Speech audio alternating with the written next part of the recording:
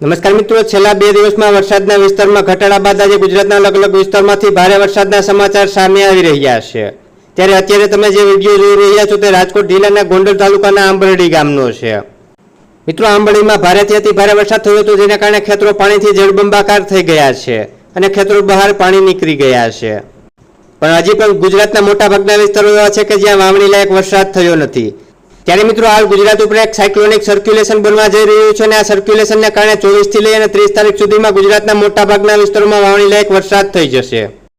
તો ગુજરાતના જે વિસ્તારોમાં વાવણી નથી થઈ તે વિસ્તારના ખેડૂતો વરસાદની રાહ જોઈને બેઠા છે, તો એને આતુરતાનો અંત આવ્યો છે।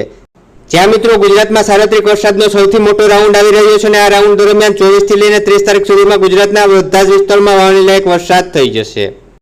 ત્યારે મિત્રો, અત્યારે આંબરડીમાં પડેલા વરસાદનો આ વિડીયો બતાવું તે પહેલા આવી જ રીતે પડે તાજા સમાચાર દરરોજ તમારા મોબાઈલમાં મળતા રહે માટે નીચે આપેલ કાળું સબસ્ક્રાઇબનું બટન દબાવી ચેનલને સબસ્ક્રાઇબ કરી લેજો।